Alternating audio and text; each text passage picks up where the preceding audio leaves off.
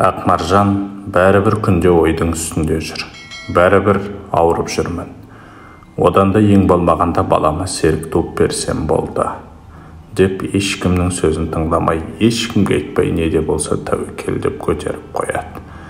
Ержан да білмейді, өйткені ешкімге тіс жарып айтпайды. Қабылдап жүрген дәрісінің біреуін де ішпей қояды. Іштегі баласына зияны тимесін деп 3 айға жақындаған кезде дәрігерге есепке тұруға барады. Мұны естіген дәрігер әбден ұрысып, жаныңды ойламайтын адам екенсің, болды, қазір барамызда алдырып тастаймыз, саған болмайды. Бұл баланы босанатын болсаң тек біреуіңді аман алып қаламыз дейді. Бұл менің шешімім. Не болса да ол болсын, алдырмаймын. Қалай болса да босанамын дейді. Үйдегі ата енең жолдасың біле ме? Жоқ, білмейді. Мен солай шештім. Оларға айтсам қарсы болатын еді. Ал енді не болады? Ертең жағдайың нашарлап кетсе қайтесің, маған бәрібір. Тек аман есен босансам болды дейді. Ақмаржанды қайтара алмайтынын біліп, жарайды, онда менің де қатаң қадағалауымда боласың. Мен не десем, соны жасайсың. Ертеңнен бастап барлық қан талдауыңды тапсыратын бол. Сонан соң көрерміз, деп шығарып салады.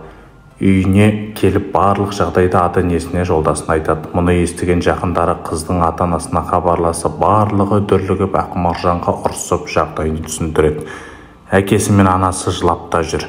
Не болады енді? Алдыра салшы, көз алдымда аман есен жүрші. Балаңа еге бол, соны өсір, үйлендір, қызығын көр. Саған не жетпейді, осы ұлың бар ғой деп.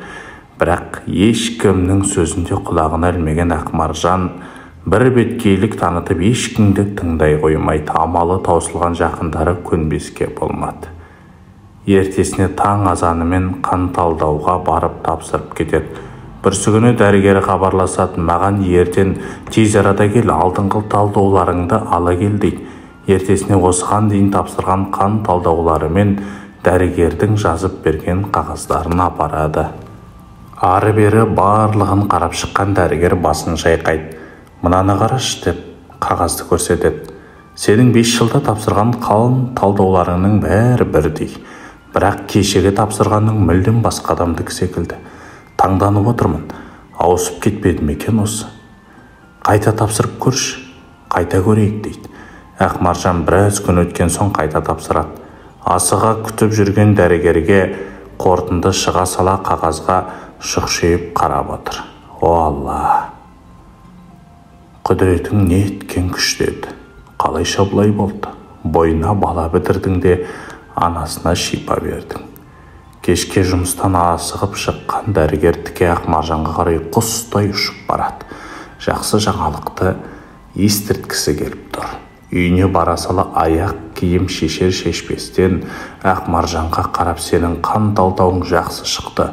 Мұндай жағдай бірінші рет, таңданысып жасыра алмады. Мұны естіген Ержан да, анасы да жылап жіберді. Араға 6 ай салып Ержан мен Ақмаржан қызда болды. Әп-әдемі, дені сау болып туылды.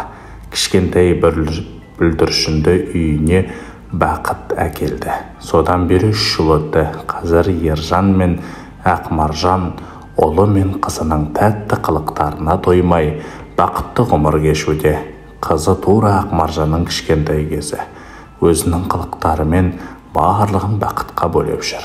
Алланың құдіреті шексіз ғой шіркін. Естігенде таң қалдым. Адамнан емес, Алладан сұра деген осы шығар.